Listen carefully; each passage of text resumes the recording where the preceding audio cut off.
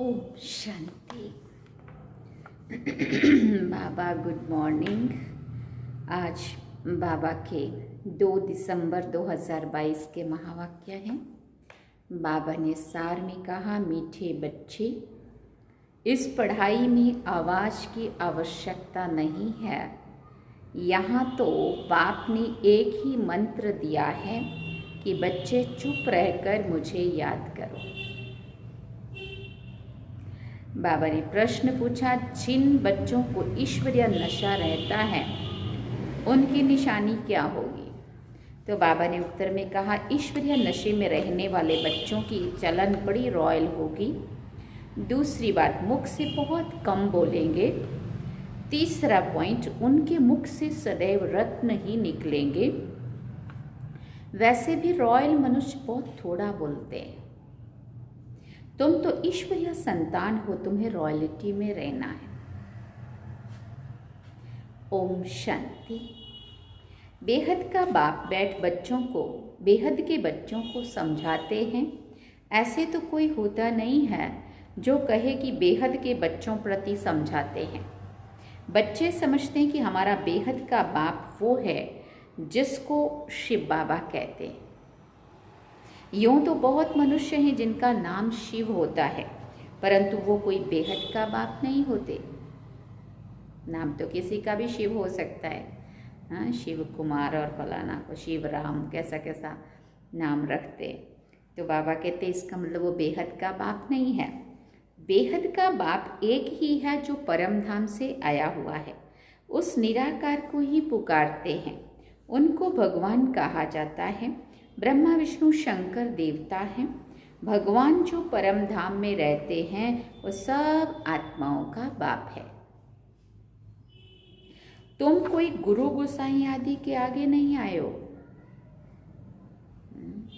तुम जानते हो कि हम बेहद के बाप के आगे बैठे हैं। फिर बाबा ने कहा,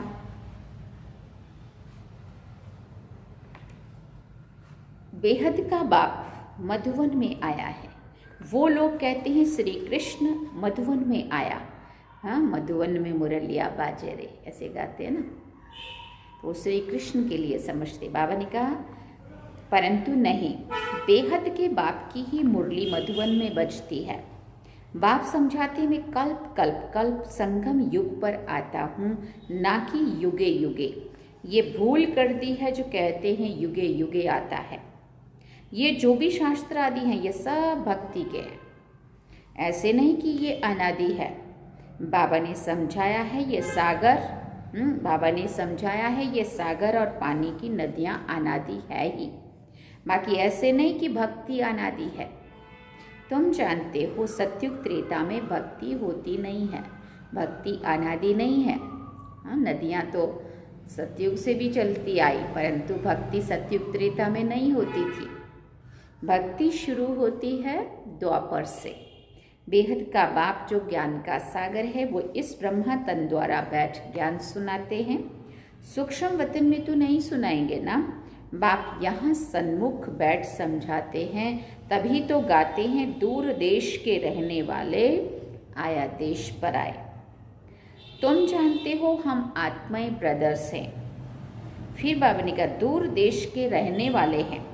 वो गाने वाला तो कुछ भी समझते नहीं है। अब जिन्होंने भी ये गीत गाया है उनको तो ये पता नहीं है, दूर देश का रहने वाला आया देश पर आए।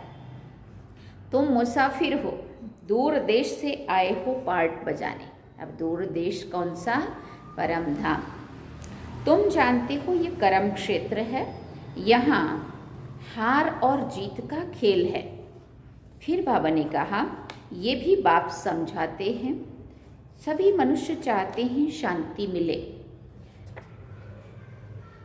अब कोई शांति कोई मुक्ति धाम के लिए नहीं कहते हैं।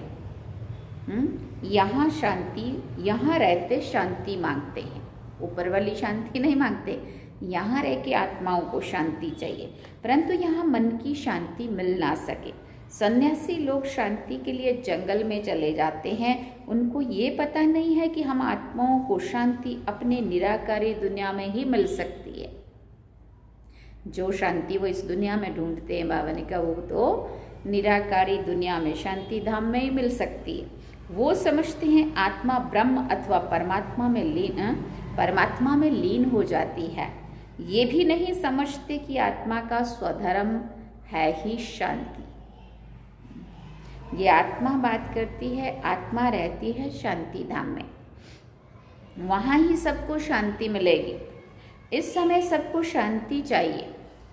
सुख को कोई सन्यासी मानते नहीं है, निंदा करते हैं, क्योंकि शास्त्रों में दिखाया है कि सत्युग त्रेता में भी कंस जरासंधि थे, लक्ष्मी नारायण को भूल गए हैं, तमो प्रधान बुद्धि हो गए हैं। बाप कहते हैं मैं हूँ निराकार, वो लोग कहते हैं परमात्मा नाम रूप से न्यारा है। एक तरफ महिमा गाते हैं, फिर कहते हैं वो सर्वव्यापी है। एक तरफ से कहते हैं वो नाम रूप से न्यारा है, और फिर कहते हैं वो तो सर्वव्यापी है। जब नाम रूप से न्यारा है, फिर सर्वव्यापी कैसे होगा? आत्मा का भी रूप जरूर है, कोई कह ना सके कि आत्मा नाम रूप से न्यारी है। कहते हैं भ्रिकुटी के बीच चमकता है अजब सितारा। तो आत्मा ही एक शरीर छोड़ दूसरा लेती है। परमात्मा पुनर्जन्म नहीं लेते हैं, जन्म मरण में मनुष्य आते हैं। यह है तुम्हारी पढ़ाई। पढ़ाई में कोई बाजा गाजा नहीं बजाते हैं। देखा है कभी स्कूल में जब हम पढ़ाई पढ़ते हैं तो बाजे बजे। तुम्हारी पढ़ाई होती है सवेरे, उस समय मनुष्य सोए रहते हैं। वास्तव में तुमको रिकॉर्ड बजाने की भी दरकार नहीं है। हम तो आवाज से परे जाते हैं। ये तो निमित्त सबको जगाने के लिए बजाने पड़ते हैं। मुरली पढ़ने अथवा सुनने में आवाज बाहर नहीं जाता है। पढ़ाई में आवाज होता ही नहीं है। बाप बैठ मंत्र देते हैं, बच्चे चुप रहकर मुझे याद करो। यहाँ कोई गुरु आदि तो है नहीं जो बैठ एक एक को कान में मंत्र दे, फिर कह देते कि इसको सुनाना नहीं। क्यों नहीं सुनाना भाई? क्योंकि अगर वही उनको सुना देंगे तो गुरु के पास कोई नहीं जाएगा, इसलिए ताकि वो खुद वहाँ जाए और गुरु उनको कान में देवे और फिर बता देवे और कहीं मत जाना। यहाँ तो वो बात नहीं है। बाबा तो ज्ञान का सागर है ना। यह है गीता पाठशाला। तो पाठशाला में मंत्र दिया जाता है क्या? पाठशाला में पढ़ाई होती है या मंत्र जाप करने को बोला जाता है? जब तुम किसी को पर्सनल समझाते हो तो रिकॉर्ड बजाते हो क्या? नहीं, क्लास में भी ऐसे समझाना है। चित्र भी सामने है। जिसने कभी नक्शा ही नहीं देखा होगा तो क्या समझेंगे कि इंग्लैंड या नेपाल कहाँ है? अगर नक्शा देखा होगा तो बुद्धि में आएगा। तो तुम बच्चों को भी चित्रों पर सारा ड्रामा का राज समझाया गया है। ये नॉलेज ऐसी है जो बिगर चित्रों के भी समझा सकते हो। मनुष्यों को भगवान का कुछ भी पता नहीं है। कल्प की आयु तो लंबी चौड़ी कर दी है। अब तुमको बाप ने समझाया है, तुमको फिर औरों को समझाना पड़े। 4 युगों का 4 हिस्सा करना पड़े, फिर आधा आधा करना पड़े। आधा में नई दुनिया, आधा में पुरानी दुनिया। ऐसे नहीं कि नई दुनिया की आयु बड़ी कर देंगे। समझो कोई मकान की आयु 50 वर्ष है तो आधा में पुराना कहेंगे। दुनिया का भी ऐसे है। ये सब बाप आकर के बच्चों को समझाते हैं। इसमें गीत गाने व कविता आदि सुनाने की भी दरकार नहीं है। हम संगम युग के ब्राह्मणों की रस्म रिवाज बिल्कुल ही न्यारी है। किसको पता नहीं है कि संगम युग किसको कहा जाता है, संगम पर क्या होता है। तुम जानते हो, दूर देश के रहने वाले बाप पतित दुनिया में आए हैं। ब्रह्मा विष्णु शंकर का दूर देश नहीं है, दूर देश है शिव बाबा का और आत्माओं का। हम सब निराकारी दुनिया में रहने वाले हैं। पहले है निराकारी दुनिया, फिर आकारी, फिर साकारी। निराकारी दुनिया से पहले देवी देवता धर्म की आत्माएं आती हैं। पहले सूर्यवंशी घराना यहाँ था, फिर चंद्रवंशी घराने की आत्माएं आएंगी। जब सूर्यवंशी माना सोने की चिड़िया भारत, चंद्रवंशी माना राम सीता का राज। सूर्यवंशी है तो चंद्रवंशी नहीं है। चंद्रवंशी जब होते हैं तो कहेंगे सूर्यवंशी पास्ट हो गए। त्रेता में कहेंगे लक्ष्मी नारायण का पार्ट पास्ट हो गया। बाकी ऐसे नहीं कहेंगे कि हम फिर वैश्य शूद्र बनेंगे, नहीं, ये नॉलेज तुमको अभी है। बाप तुमको चक्र का राज समझाते, भले उन्होंने त्रिमूर्ति बनाया है परंतु शिव को डाला नहीं है। शिव को जाने तो चक्र को भी जाने। शिव को ना जानने के कारण चक्र को भी नहीं जानते हैं। गाते हैं दूर देश का रहने वाला, परंतु जानते नहीं है कि भगवान ही पतित पावन है। तुम जानते हो हमारा ये बहुत बड़ा यज्ञ है। उस यज्ञ में तिल जौ डालते हैं। ये है राजस्व अश्वमेघ रुद्र ज्ञान यज्ञ। इस यज्ञ में सारी पुरानी दुनिया की सामग्री स्वाहा होनी है। जिसको राम राज पाना है वही योग में पूरा रहते हैं। जिसको राम राज पाना है वही पूरा योग में रहते हैं। सिल्वर एज में भी 2 कला कम कहा जाता है। पहले 1250 वर्ष सतयुग के हैं, फिर 625 वर्ष में 1 कला कम हो जाती है। उतरती कला है ना, त्रेता में और भी खाद पड़ जाती है। अब तुम बच्चों को समझाया जाता है, जितना बाप के साथ बुद्धि योग रखेंगे तो खाद निकल जाएगी, नहीं तो सजा खाकर फिर सिल्वर एज में आ जाएंगे। श्री कृष्ण को सभी प्यार करते हैं, झूला झूलाते हैं। राम को इतना नहीं झुलाएंगे। आजकल तो रेस की है, परंतु ये कोई नहीं जानते कि लक्ष्मी नारायण ही छोटेपन में राधे कृष्ण हैं। राधे कृष्ण पर पूरा दोष लगाए हैं, लक्ष्मी नारायण पर कोई दोष नहीं है। श्री कृष्ण तो छोटा बच्चा है ना, बच्चा और महात्मा समान समझते हैं। कहते हैं महात्मा लोग तो सन्यास करते हैं, श्री कृष्ण तो पतित था ही नहीं जो सन्यास करे। छोटा बच्चा पवित्र होता है ना, इसलिए सब उनको प्यार करते हैं। पहले है सतो प्रधान, फिर सतो रजो तमो में आते हैं। श्री कृष्ण को सभी बहुत याद करते हैं। बाबा का मन मना भव मंत्र तो बहुत नामी ग्रामी है। देही अभिमानी बनो, देह के सब धर्म छोड़ो। ये ज्ञान तुम कोई भी धर्म वाले को दे सकते हैं। बेहद का बाप कहते हैं अल्लाह को याद करो। आत्मा अल्लाह का बच्चा है। आत्मा कहती है खुदा ताला, अल्लाह साईं। जब अल्लाह कहते हैं तो जरूर आत्मा का बाप निराकार है, उनको ही सब याद करते हैं। अल्लाह कहने से जरूर नजर ऊपर जाएगी। बाबा ने कहा बुद्धि में आता है कि अल्लाह ऊपर में रहता है, ऊपर वाला जाने। ये है साकार सृष्टि, हम वहाँ के रहने वाले हैं। बाप कहते हैं हम भी मुसाफिर, तुम भी मुसाफिर हो। हम कोई परमानेंट यहाँ रहने वाले नहीं हैं। जैसे बाबा भी मुसाफिर और हम भी मुसाफिर। परंतु तुम मुसाफिर पुनर्जन्म में आते हो। मैं मुसाफिर पुनर्जन्म में नहीं आता हूँ। मैं तुमको छी पुनर्जन्म से छुड़ाता हूँ। इस रावण राज्य में तुम बहुत दुखी हो, तब तो तुम मुझे बुलाते हो ना। बाप कितनी अच्छी अच्छी बातें तुमको समझाते हैं।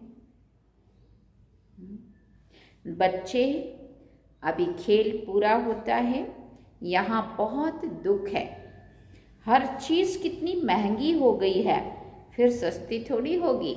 अब चाहे आप किसी भी पार्टी वालों को गालियाँ दें या कितने भी बड़े बड़े वायदे क्यों ना कर ले कि मैं सस्ता कर दूंगा, वो समय ही परिवर्तन हो चुका है। चाहे जो मर्जी जोर लगा लो, जिस भी पार्टी को मतलब ला लो, है ना, परंतु अब समय वो वाला पहले वाला वापस नहीं आएगा। अब सस्ती थोड़ी होगी। आगे सस्ताई थी, सबके पास अनाज अधिक खूब रहता था। सतयुग को कहते हैं गोल्डन एज। वहाँ सोने के सिक्के थे, वहाँ सोना ही सोना होगा, चांदी भी नहीं होगा। वहाँ बाजार भी भभके की होती है, हीरे जवाहर क्या क्या पहनते होंगे। वहाँ हीरे जवाहरों का ही खेल चलता है। खेती बाड़ी ढेर होगी। यहाँ अमेरिका में अनाज इतना होता है जो जला देते हैं। अभी तो जो बचत होती है वो बेच देते हैं, भारत को दान करते हैं। भारत की गति देखो क्या हो गई है। बेचारा मानते थे लोग, अभी ये तो इतना भी अच्छा हो रहा है। बाप कहते हैं मैंने तुमको कितना राज्य भाग्य दिया था। तुम्हारा देवी देवता धर्म बहुत सुख देने वाला था। उनको ही कहा जाता है गोल्डन एज। मोहम्मद गजनवी कितने हीरे जवाहरों के माल लूटकर ऊंट भरकर ले गया। कितना माल उठाया होगा, सोचो। 17 बारी आक्रमण करना पड़ा उसको एक मंदिर लूटने के लिए, कितना होगा कोई हिसाब थोड़ी कर सकेंगे। अब तुम फिर मालिक बन रहे हो। एक मुसाफिर सारी दुनिया को हसीन बनाने वाला है। कब्रिस्तान को बदल परिस्तान स्थापन करते हैं। यहाँ तुम बच्चे आए हो रिफ्रेश होने, मुसाफिर को याद करते हो। तुम भी मुसाफिर हो, यहाँ आकर 5 तत्वों का शरीर लिया है। सूक्ष्म वतन में तो तत्व होते नहीं हैं, ये 5 तत्व यहाँ होते हैं जहाँ तुम पार्ट बजाते हो। हमारा असली देश वहाँ है मना ऊपर परमधाम। इस समय आत्मा पतित बन गई है, इसलिए बाप को पुकारते हैं, आप आओ, आकर हमको पावन बनाओ। रावण ने हमको पतित बनाकर काला कर दिया है। जब से रावण आया है तो हम पतित बने हैं। अब समझते जरूर हैं। क्या समझते हैं? हम पावन थे तब तो याद करते हैं ना, हे पतित पावन आओ। माना उन्होंने पहले भी आकर हमें पावन बनाया है, इसलिए उन्हों को फिर से बुलाया जा रहा है। कोई तो है जिसको बुलाते हैं। बच्चे बाप को बुलाते हैं, ओ गॉड फादर। उनका नाम ही है हेवनली गॉड फादर, तो ज़रूर हेवन ही रचेगा ना। बाबा ने समझाया है, पढ़ाई में बाजे गाजे की दरकार नहीं है। बाबा ने कह दिया है कि कोई अच्छे अच्छे रिकॉर्ड हैं जो बाबा ने बनवाए हैं, तो जब देखो उदासी आती है तो अपने को रिफ्रेश करने के लिए भले ऐसे ऐसे गीत बजाओ, परंतु जितना आवाज कम करेंगे तो अच्छा है। रॉयल मनुष्य कम आवाज करते हैं, मुख से थोड़ा बोलना है, जैसे रत्न निकलते हैं ना। तुम ईश्वर के बच्चे हो तो कितनी रॉयल्टी, कितना तुम्हारे में नशा होना चाहिए। राजा के बच्चे को इतना नशा नहीं होगा जितना तुमको रहना चाहिए। ब्रह्मा ने सृष्टि रची और हम ब्रह्मा के बच्चे, ब्रह्मा कुमार। एक राजा का बच्चा राजकुमार कितना नशे से रहता है। बाबा कहते राजा के बच्चे को भी वो नशा नहीं होगा तो एक स्टेट का राजा है। और हम किसके बच्चे? सारी दुनिया का भाग्य विधाता भगवान, वो हमारा बाप। तो तुमको कितना नशा रहना चाहिए। अच्छा, मीठे मीठे सिकिल दे बच्चों प्रति माता पिता बाप दादा का याद प्यार और गुड मॉर्निंग। रूहानी बाप की रूहानी बच्चों को नमस्ते। हम रूहानी बच्चों की रूहानी माता पिता बाप दादा को दिल व जान सिकवा प्रेम से याद प्यार गुड मॉर्निंग नमस्ते। थैंक यू बाबा, शुक्रिया बाबा। अब धारणा के लिए मुख्य सार है। पहला पॉइंट, अपने को सदा रिफ्रेश रखना है। मुख से रत्न ही निकालने हैं। कभी उदासी आए तो बाबा के बनवाए हुए गीत सुनने हैं। दूसरी बात, देही अभिमानी बनने की प्रैक्टिस करनी है। याद में रहकर खाद निकालने का पुरुषार्थ करना है। वरदान में बाबा ने कहा, एक की याद में मन को एकाग्र कर, मन मना भव रहने वाले एवर रेडी संपूर्ण भव। एक की याद में मन को एकाग्र कर, मन मना भव रहने वाले एवर रेडी संपूर्ण भव। सदैव स्मृति में रखो कि हर समय एवर रेडी रहना है। किसी भी समय कोई भी परिस्थिति आ जाए, लेकिन हम एवर रेडी रहें। कल भी विनाश हो जाए तो भी हम तैयार हैं। एवर रेडी अर्थात संपूर्ण। संपूर्ण बनने के लिए एक बाप दूसरा ना कोई, ये तैयारी चाहिए। मन सदा एक की तरफ मन मना भाव है तो एवर रेडी बन जाएंगे। एवर रेडी होकर सेवा करो तो सेवा में भी सहयोग मिलेगा, सफलता भी मिलेगी। स्लोगन में बाबा ने कहा, बाप की 1000 गुना मदद के पात्र बनना है तो हिम्मत के कदम आगे बढ़ाओ। थैंक यू बाबा। बाप की 1000 गुना मदद के पात्र बनना है तो हिम्मत के कदम आगे बढ़ाओ। अगर हम हिम्मत ही हार जाएंगे तो बाबा मदद कैसे करेंगे। तो बाबा कहते, तुम हिम्मत का एक कदम बढ़ाओ, मैं तुम्हारी मदद के लिए 1000 कदम आगे बढ़ाऊंगा। थैंक यू बाबा। ओम शांति। ये थे बाबा के आज के महावाक्य। बाबा ने सार में कहा, मीठे बच्चे, इस पढ़ाई में आवाज़ की आवश्यकता नहीं है। यहाँ तो बाप ने एक ही मंत्र दिया है कि कि बच्चे चुप रहकर मुझे याद करो, साइलेंस में बैठ जाओ। बाबा की बहुत सारी किरणें मुझ आत्मा के ऊपर पड़ रही है, ये चीज़ का अनुभव करो। मैं आत्मा चमकता हुआ सितारा बाबा की किरणों के नीचे हूँ। बाबा की किरणें रंग बिरंगी सप्तरंगी किरणें मेरे ऊपर पड़ रही हैं। सारे गुण और सारी शक्तियाँ मुझ आत्मा में भर रही हैं। साइलेंस में बैठ करके कितना अच्छा लगता है। तो बाबा कहते, बच्चे तुम्हें चुप रहकर मुझे याद करना है। ओम शांति। अब हम चलते हैं बाबा की याद।